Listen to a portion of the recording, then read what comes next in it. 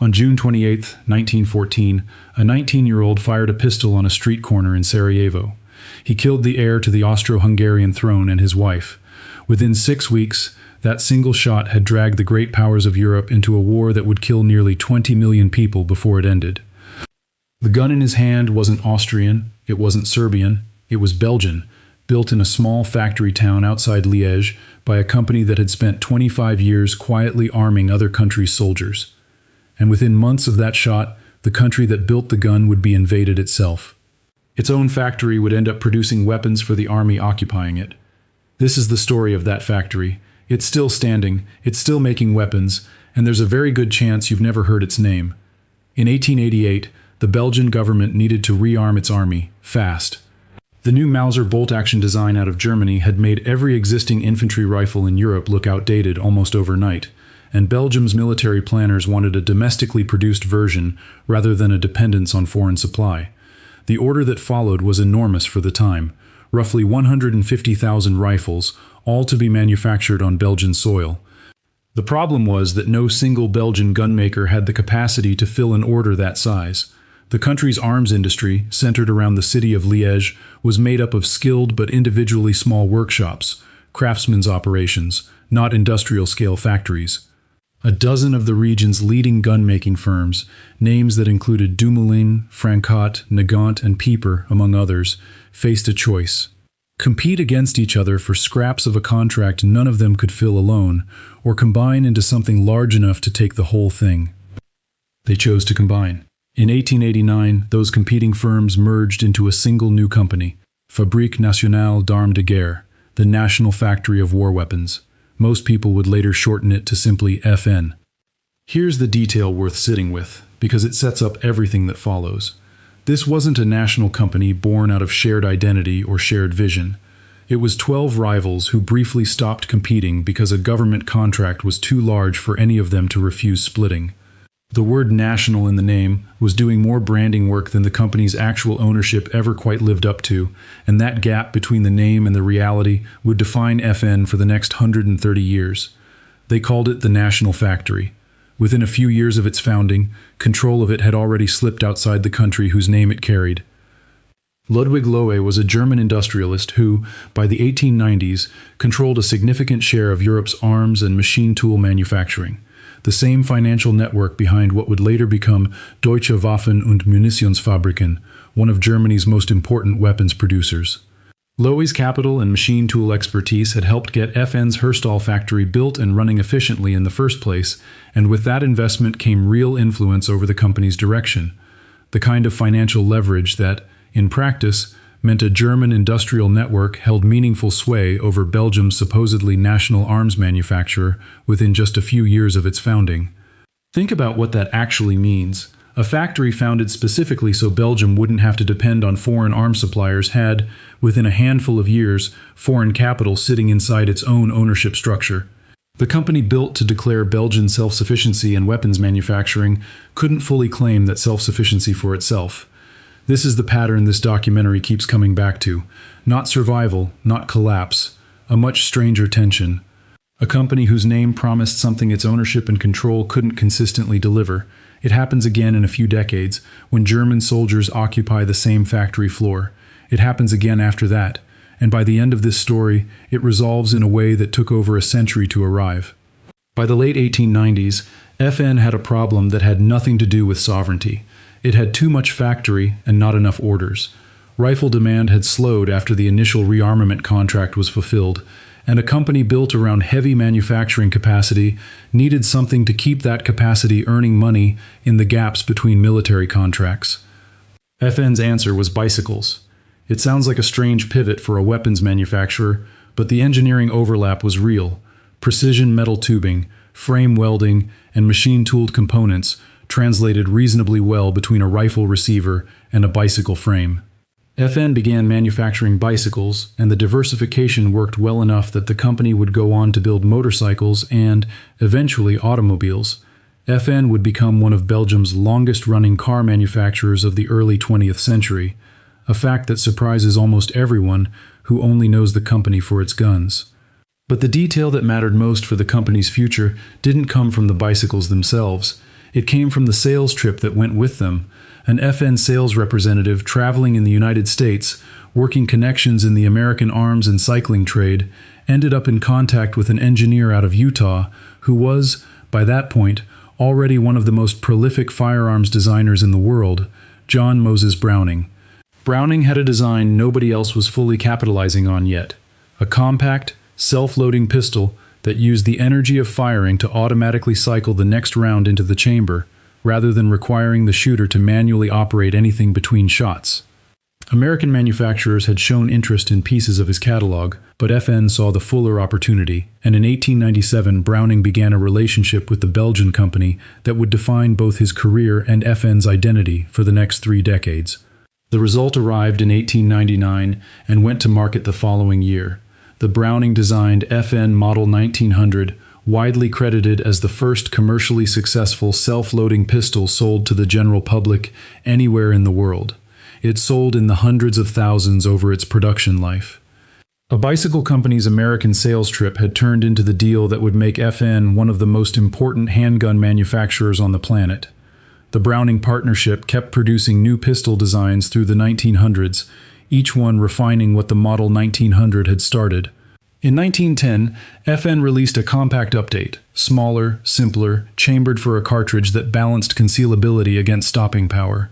It sold well across Europe as a police and civilian sidearm. Nobody at the factory in Herstal had any reason to think this particular pistol would be different from any other successful model in the catalog. On June 28, 1914, a 19-year-old Bosnian Serb nationalist named Gavrilo Princip stood on a street corner in Sarajevo as the motorcade of Archduke Franz Ferdinand, heir to the Austro-Hungarian throne, passed by after an earlier assassination attempt that day had already failed. Princip stepped forward and fired. The Archduke and his wife Sophie were both killed within the hour. The pistol Princip used was an FN Model 1910. What followed from that shot is one of the most studied chains of events in modern history, a tangle of military alliances that turned one assassination into a continent-wide war within roughly 5 weeks. Austria-Hungary declared war on Serbia. Russia mobilized in Serbia's defense. Germany declared war on Russia, then on France. And when German forces needed a direct route into France, they invaded neutral Belgium. By the autumn of 1914, Belgium, the country whose name was stamped on FN's original charter, was under German occupation. The Herstal factory sat inside occupied territory. Continuing to manufacture weapons under those conditions for the country's own war effort was no longer possible on Belgian soil, so FN moved parts of its wartime production effort across the Channel to England, keeping design and manufacturing work alive at facilities in Birmingham rather than risk it feeding directly into the hands of an occupying army. The company whose pistol had, in a very real causal sense, helped trigger the war, now found its own home factory sitting inside the war zone that pistol had helped create. The war ended in 1918. Belgium was liberated, and FN rebuilt its operations at Herstal over the years that followed. John Browning kept working with the company through the 1920s, still one of the most prolific handgun and rifle designers alive, still spending significant stretches of his time at the Belgian facility rather than only working from Utah. In November 1926, Browning was at his desk inside the FN facility in Herstal, working alongside his son, when he collapsed. He died there, inside the factory, of heart failure. The company's response to his death tells you how central Browning had become to FN's identity by that point. His body reportedly lay in state inside the company's own boardroom before being returned to the United States for burial, and production across parts of the facility stopped while the factory marked his death. This was not standard treatment for an outside contractor. Browning had, over nearly 30 years, become as central to FN's story as any of the 12 founding Belgian gunmakers.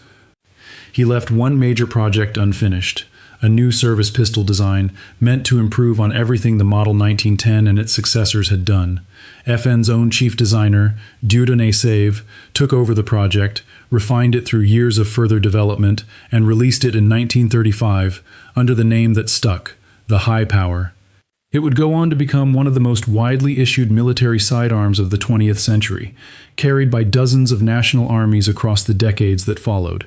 a design finished by one man, credited forever to another, manufactured by a company that had, by then, survived one world war and was less than 5 years from surviving a second. In May 1940, German forces invaded Belgium for the second time in the 20th century. The pattern from 1914 repeated itself almost exactly. A neutral, small country caught directly in the path of a larger continental war, its industrial capacity too valuable to leave untouched. This time, though, the stakes for FN specifically were sharper. In 1914, the factory had been relatively young, its output modest by later standards. By 1940, FN had spent 25 additional years building some of the most effective small arms in the world: pistols, rifles, and increasingly automatic weapons, refined through the interwar decades by engineers who had inherited Browning's design philosophy. All of that accumulated expertise, all of that tooling and institutional knowledge now sat inside a factory under direct German occupation for the second time in one generation. The occupying force in World War II used Belgian industrial capacity, including FN's, to support its own war effort, the same basic dynamic as 1914, except the company occupied this time had spent the intervening decades becoming considerably more valuable to whoever controlled it. A factory built to arm one country's soldiers had, twice now, ended up at least partly serving the army that had conquered that country. When the war ended in 1945 and Belgium was liberated a second time, FN faced the same rebuilding task it had faced after 1918, except this time, the post-war world it was rebuilding into needed weapons at a scale no single national contract had ever required before. European reconstruction, the beginning of NATO, and the earliest tensions of what would become the Cold War were about to turn FN from a company that occasionally exported weapons into a company built almost entirely around exporting them. The rifle that defined FN's second half-century began as a response to a very specific post-war problem. NATO member countries needed a standardized battle rifle that could be manufactured and maintained across multiple allied nations using a common cartridge, rather than each country running its own incompatible small arms program. FN's answer was the Fusil Automatique Léger, the FAL, light automatic rifle, gas-operated, chambered for a cartridge NATO could standardize around, adaptable to different national manufacturing setups under license. It wasn't the only rifle competing for that role, but it became, by a wide margin, the most widely adopted one. Over the following decades, the FAL was manufactured or licensed for production in dozens of countries and issued to the armed forces of a similarly wide range of nations across NATO and beyond, a spread broad enough that military historians gave it a nickname that stuck for the rest of the Cold War: the right arm of the free world. That nickname wasn't hyperbole so much as a description of genuine reach. British Commonwealth forces carried FAL-derived rifles. West German forces carried a licensed variant. Israeli forces used it. So did a long list of nations across Africa, Latin America, and Asia that were never part of NATO at all, but wanted a proven, exportable design. FN had transformed, within about 2 decades of the Second World War ending, from a company whose weapons occasionally crossed a border into a company whose weapons were standard equipment on nearly every populated continent. That global reach eventually pulled FN toward the market that had, decades earlier, given John Browning his start before he ever set foot in Belgium. In 1977, FN moved to acquire the Browning Arms Company outright, the American firm that had spent the 20th century marketing and distributing Browning-designed firearms in the United States. The acquisition folded the designer's own name permanently into the parent company his Belgian partnership had built. The man who died at his desk in Herstal in 1926 had, half a century later, had his own American company become a wholly owned piece of the Belgian factory he'd spent 30 years designing for. Here is the modern version of the company whose story started with 12 rival Belgian gunmakers combining to fill one rifle contract. Today, operating under the name FN Herstal as part of a broader group that also includes the Browning brand and that holds the license to manufacture and distribute Winchester-branded firearms through its Browning subsidiary, the company's product line reaches into an almost absurd number of places most people never connect to a single Belgian manufacturer. The M2 Browning heavy machine gun, originally a John Browning design from the years around the First World War, still in frontline military use today, manufactured under FN's umbrella. the FN Mag general-purpose machine gun, one of the most widely issued weapons of its kind across NATO militaries for decades. The FN Minimi, adopted by the United States military as the M249 and issued at the squad level across the American Armed Forces. The FN SCAR, developed originally for U.S. Special Operations Forces and now used by militaries and specialized units worldwide. The FN P90, a compact submachine gun whose distinctive bullpup shape has made it one of the most recognizable weapons in video games and action films, almost always without the audience knowing which company actually built it. You have very likely seen an FN-designed or FN-manufactured weapon in a war film, in a video game, in real military footage on the news, in a photograph of your own country's honor guard, and, unless you already worked in this industry, there's a real chance you never once registered the name behind any of it. That's not accidental obscurity. It's the byproduct of a business built almost entirely around supplying governments and manufacturers rather than consumers, a company whose products are famous while its own name stays largely behind the weapons themselves. And here is where the name versus control tension this whole story has been tracking finally resolves. For most of its history, the company called the National Factory answered to German industrialists, then to wartime occupiers, twice, then to a complicated web of private and licensing arrangements across the 20th century. Today, FN Herstal is owned by the Walloon region, the regional government of the French-speaking part of Belgium. After more than 130 years, and after 2 foreign occupations of its own factory floor, the company whose name always claimed to belong to its country is, for the first time in most of its history, actually and legally owned by that country's own government.